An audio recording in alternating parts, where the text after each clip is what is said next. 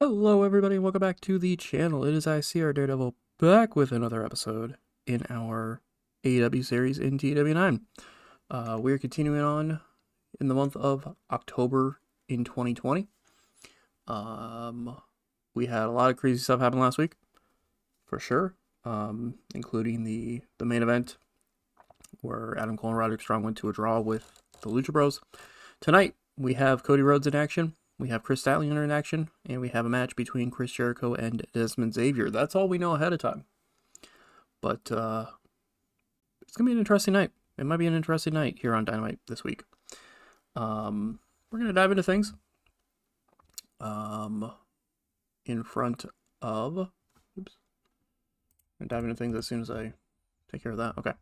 We're going to dive into things in front of 5,430 people at the Ellis John Arena in Alabama, if I remember right. Yeah, we're actually taking a step out of Florida this week. And, 5,430 people. No, that's not in Alabama. Sorry, that's in Kentucky. That's in Kentucky. We're in the Mid-South. We're in the Mid-South this week, which is why we only pulled in 5,430 as opposed to the almost 7,000 we'd be getting in the Southeast. So yeah, kind of an interesting little thing there as we are in the Mid-South area here tonight. But we open up with El Generico getting a victory over Stu Grayson in 12:22 by pinfall with a brainbuster. 69 rating, nice rating. Generico, a little underperformance from him tonight. Kind of underperformed a little bit, which is kind of a little disappointing. I know his morale isn't super great because he's upset about something. I don't remember what it was. I think he's upset about... I don't remember. He's upset about something, so that probably didn't help. Plus his physical conditions, he's a little banged up physical condition-wise, because of course he's been a wrestler for a very long time. But anyway, despite Grayson outperforming him in ring-wise, he gets the victory in 12:22 by pinfall the brainbuster. Of course, Tyler Black came out during the matchup, joined the commentary table, was running down Generico the whole time. Not happy about the fact that Regal is thinking about doing a rematch at some point in the near future between the two men. Still waiting, we're still waiting that decision from Regal, but he's not happy about it, and we'll have to see where things go with that. Yeah, I figured. I still got 62 though. I'll take that. Mercedes comes out to the ring. So she's not happy about what's been happening here lately. Davina seems not to be herself anymore. She kind of, hasn't really been talking to Mercedes much at all the last month or so. It's kind of shown this different side of her recently after losing to Kairi Hojo at All Out. Kairi Hojo's running around here pretending that she's better than Mercedes because of some tag match that happened a couple weeks ago on Dynamite. Where her and where Kairi and Kaylee Ray defeated Mercedes and Toni Storm. And she's not happy about any of this. She says she needs to start showing this entire company who the boss truly is and getting things the way that the boss says they should be. This brings out Kairi Hojo, who did not do well without a script to follow. I really don't want to upset Mercedes, so that's why I unscripted it, because Mercedes didn't want to be scripted. Is what it is. But anyway, Kairi comes out and she questions this whole boss thing. She's not familiar with this term, because out in the high seas, where she's from, where she usually spends most of her time, there's no boss. There's only the captain, and Kairi is the captain of the pirate ship out there in the high seas. Kind of playing into the pirate gimmick a little bit. So she always thought that Mercedes was a good competitor, good fighter, but she realizes now that Mercedes just has too much of an ego. She doesn't really like that. And out on the high seas, there's no room for egos. You have to sink or swim. You have to be out there and surviving, and egos aren't going to help you swim. Egos aren't going to help you survive out there in the high seas. Mercedes starts to fire back, but Kairi just kind of like, I said my piece, I'm turning around and leaving. Like, she doesn't say that, but she's just like, I don't really want to talk anymore. I don't really want to be here anymore. So she just leaves. And Mercedes gets even more upset about this and throws the mic down in frustration. So Mercedes thinks that she controls things here in AEW and that everything should be going the way that the boss claims. But Kairi doesn't want to listen to that. Kairi wants none of that. And Mercedes is getting frustrated about that. So we'll have to see where things go with that storyline. But there you go, 62 rating. I decided to kind of freshen things up a little bit with this story that has been going for, admittedly, almost a year in game-wise. But I decided to kind of freshen things up a little bit with this story because of that. So, we're kind of steering things a little bit more in this direction. We'll kind of see where things go from there. But, yeah, Mercedes still wants that match eventually with Kairi because she still wants to beat her. Kairi seems to not really like Mercedes anymore. Seems not that she really did before, but she doesn't seem to really respect her anymore. She thinks that she has too much of an ego. So we'll have to see where things go with that. Got 62 rating though, pretty good stuff. Then we have a tag team matchup with a lot of green attached to it. That sees Private Party defeat Danhausen and Orange Cassidy in 11-19 when Isaiah Cassidy pinned Orange Cassidy. Danhausen wins the weak link. He had a 40 in-ring performance, which is oof. 62 for the match, though. I can't complain about that. So that's a good one. Crowd was not into it at all, apparently. They only had 29 rating for the crowd rating. But, yeah, good match here. Nice back and forth contest between both sides that might or might not be leading to something if you see the storyline out there. But, nice little matchup here. Private Party getting the victory here over Danhausen and Orange Cassidy. Then we have a pre-taped video that begins airing that shows MJF kind of sitting in this expensive looking chair with an expensive looking setup around him and all that. Says he questions what Hangman's motives truly are right now. It can't be just trying to avenge the loss that he suffered at the hands of MJF a couple months ago on Dynamite. He says if that's the case, if he's been doing all of this just to avenge that loss, that's pretty pathetic. He says no, he feels like there has to be something more to it. There has to be something more to what Hangman, to what this obsession with MJF is that Hangman has. He says it's why Paige just won't leave things alone. It's why Paige continues to bring up MJF, continues to try to help nobodies when the dynasty is going after them, referring to Hangman coming to a jobber's aid on Dark, I believe it was recently. So MJF needs to figure out what it is, and he's gonna start to do so next week. Says that he doesn't normally grant this opportunity, but he's going to grant this next week because he's interested. He's curious on what this is, what the motives truly are. So he says next week on Dynamite, he's going to be there in attendance. And he's going to be there teaming up with Richard Holiday against Hangman Adam Page and, well, whoever Hangman Adam Page finds as a partner. But he doesn't have any confidence he's going to find a partner anyway. So it's probably going to be a 2-on-1 matchup. 60 rating for this. Good stuff. As MJF says he's going to be here on Dynamite next week to take on Hangman and Page in the tag match, but will Page have a partner, and will we figure out what Page's motives are, apparently? MJF seems to think that there's some sort of ulterior motives going on right now, so we're not sure what's happening with that, but we'll see. 60 rating, though. Good stuff. Yeah, I figured this one was going to happen, or this rating was going to happen, but that's fine. As it gets a 39 rating, but Kris Statlander defeats Priscilla Kelly 954. When Priscilla Kelly was disqualified when Gianna Daddio ran in and attacked Kris Statlander. So interesting stuff there. It was revealed on Dark that Priscilla Kelly and Gianna Daddio have formed a tag team of sorts, known as Pretty Deadly, which I thought was kind of funny. Yeah, so Gianna Daddio attacking Kris Statlander here in this matchup. So Stat wins, but is by disqualification. Afterwards, Stat is getting beaten down by Priscilla Kelly and Gianna Daddio until Martina makes the save. Stat looks kind of frustrated that the attack happened and that she needed help from Martina, as Martina kind of checks on her before staring down the two of them. So it looks like we might be heading towards some sort of tag match with these two teams heading forward. I'm starting to build some more minor storylines here in AEW, ones that we'll be touching on here and there but at least we'll give some character development to some people. So yeah, we might eventually see some sort of tag match with these two teams in the future. We'll have to see what happens with it. Got a 37. It'll probably get better as time goes on. But yeah, there's that. We get a 64 rated matchup for this one here, as Dezmond Xavier defeats Chris Jericho in 10:25 by pinfall. So he actually pins him. He pins Chris Jericho. 64 rating, pretty good stuff there.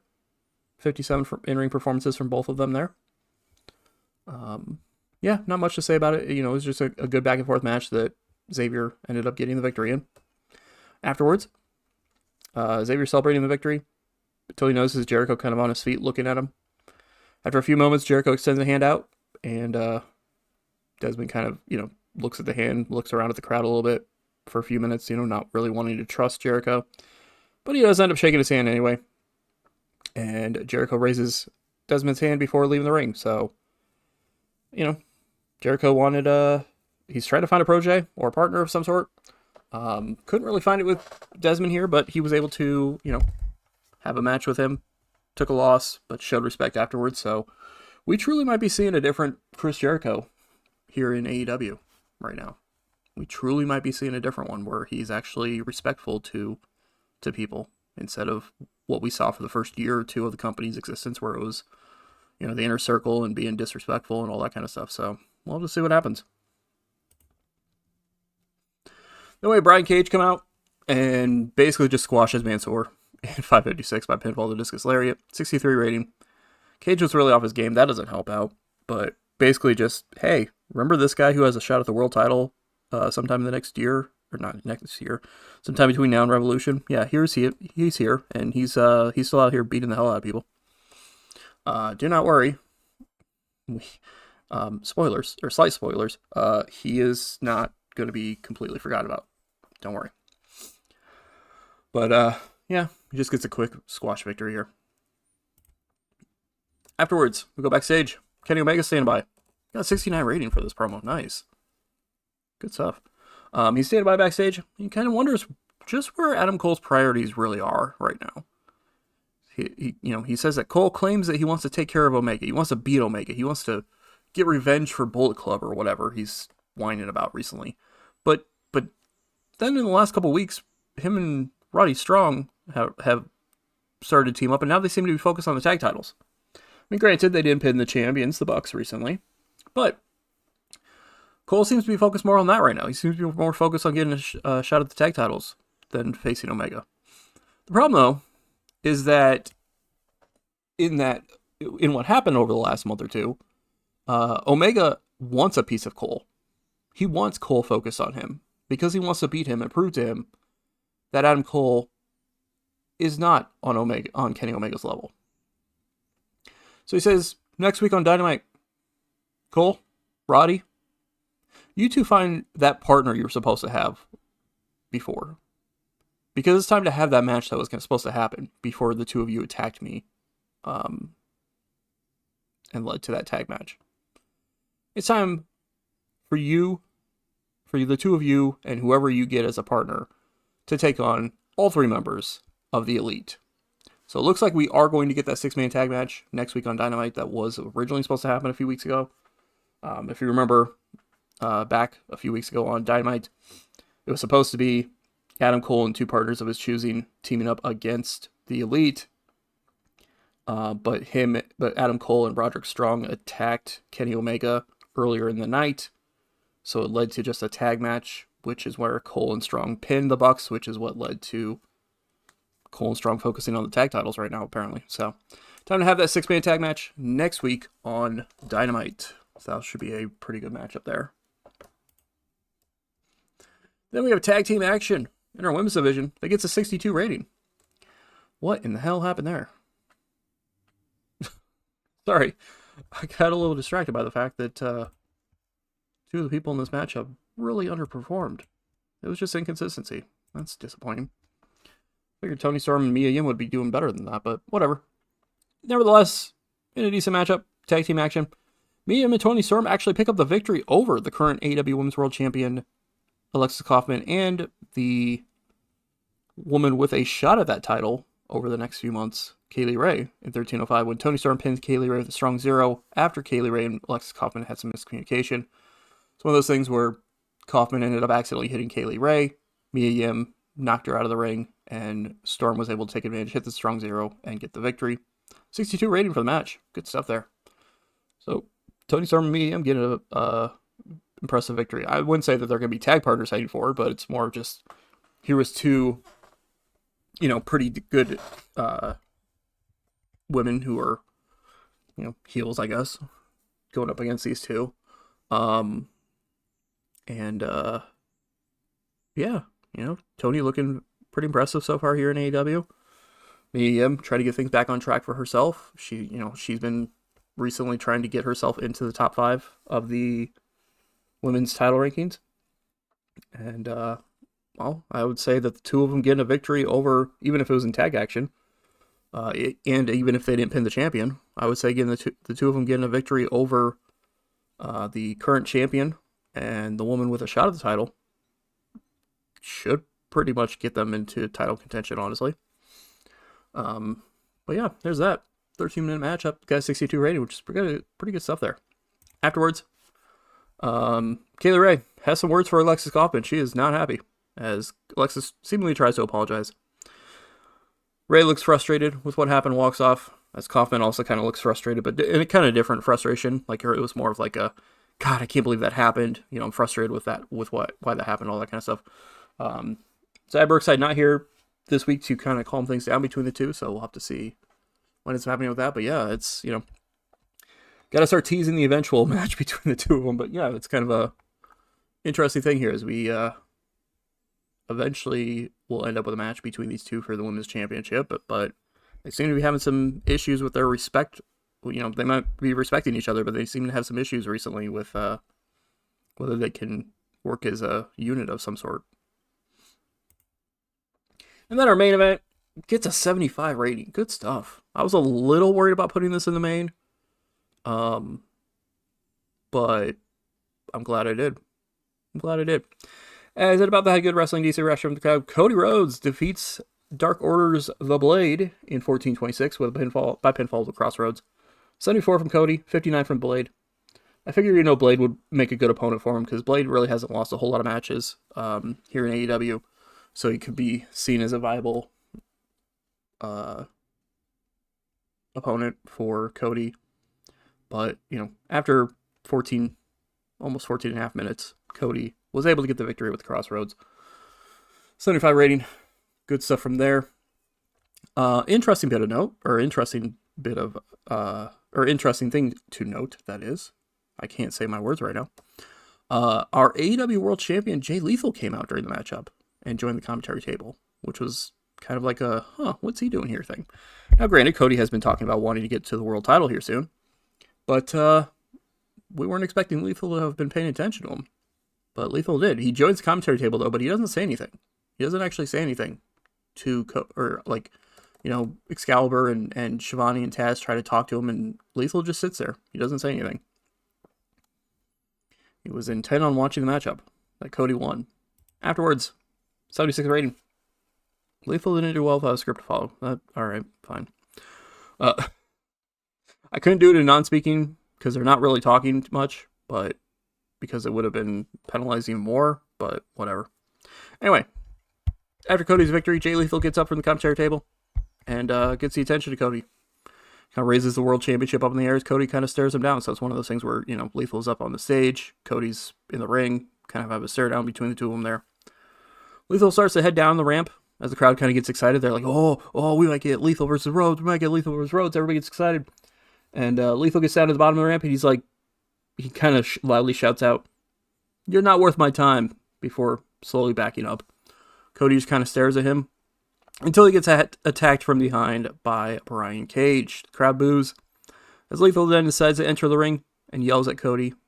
Kind of one of those things where you can't really fully hear what's being said, but it's more of like, I'm the world champion. This, you're not going to ever have this championship, that kind of thing.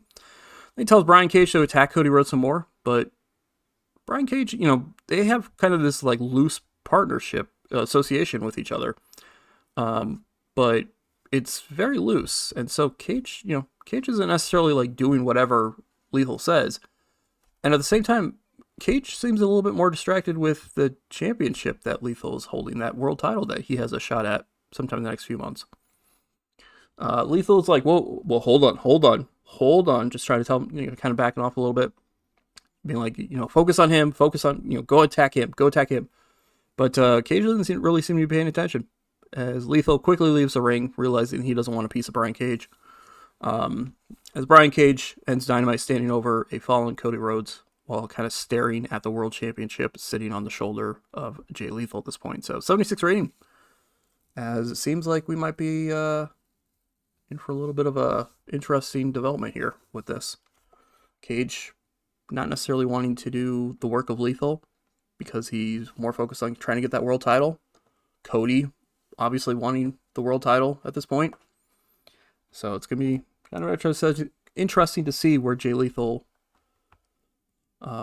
goes from here at this point. Show gets 72 rating. I'll take it. Slightly down from the last couple weeks, but I will still take it. Increase our popularity everywhere. Financial report, we made $184,000 on the show.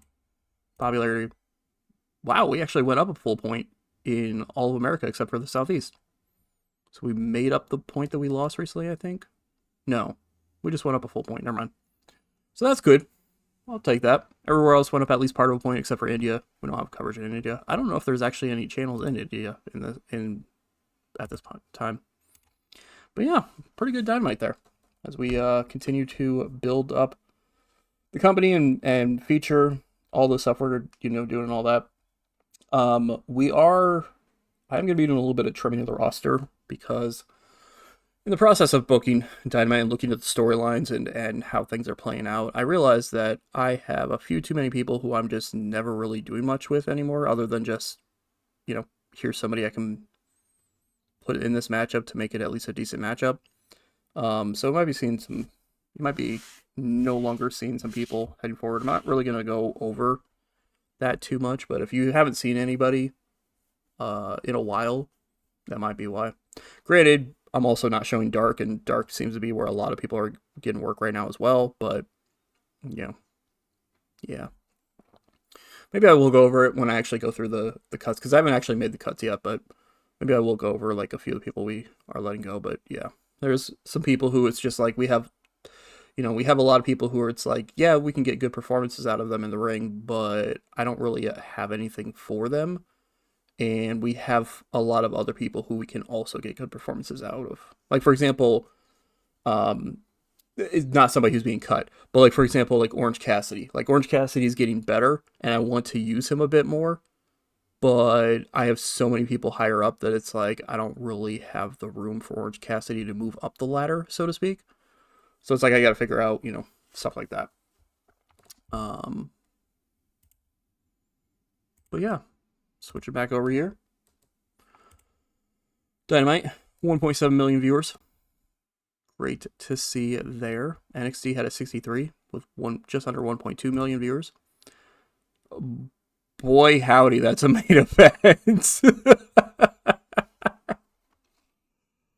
Huh.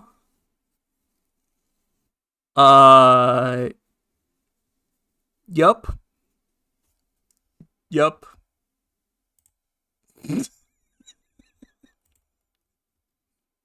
Anyway, moving on. That's funny. There's a independent show in Detroit. Look at this main event. So Tommy Diablo and No Class Connection take a loss to Simon Grimm and two members of the New Day. So there you go. By the way, in case I'm pretty sure I've brought it up, but all three members of the New Day are currently on an independent scene right now. It's funny because all three of them keep asking to hang out backstage at Dynamite, but I don't. I brought in Creed for a while. It didn't really work the way I wanted it to. I don't really have any intention of bringing in Kofi or Big E. I like them, but in this save, I just don't have any intention of bringing either one of them in. So it's just kind of funny. to see them working a main event of a independent show in October 2020 because WWE didn't want to keep them either. I don't know that either of them are actually signed anywhere as well. Yeah, Creed's unemployed. Oh, Kofi's working for Impact. That's right. Kofi's working for Impact. He lost to Jimmy Jacobs in a ladder match on the last Impact show that he was on 2 weeks ago. So there's that. And he lost to Jimmy Jacobs on a one night only show last month. So he's doing great there. Taking a lot of losses. But yeah, that's kind of funny. So yeah, that's where we're at right now with AEW. So next week on Dynamite, we'll have that trios matchup. Adam Cole and Roderick Strong and a mystery opponent, or mystery partner, that is, taking on the Elite. We will also have... that's right, we'll have MJF and Richard Holiday teaming up to take on Hangman Adam Page and a partner of his choosing. Plus, we'll have, everything else advancing as well. We'll have to see what happens with the tag title thing, who gets a shot or anything like that. We'll have to see if Xia Brookside can calm things down between Alexis Kaufman and Kaylee Ray after what happened. We'll have to see what happens with the Kris Statlander and Martina and Priscilla Kelly and Gianna Daddio thing. We'll have to see what happens with Mercedes and Kyrie. Obviously, on this show, we didn't have Miro and Mox at all, so we'll have to see where things happen with that. That's kind of the thing with this save right now that I'm enjoying too, is that I have enough storylines going on right now and enough character development stuff going on right now that I can kind of alternate like weeks. Like this week we have this crew here, and then the next week we have this crew here, in a way, so to speak. So it's just kind of a nice thing, where I'm not like booking the same people over and over again like I have with that I do with my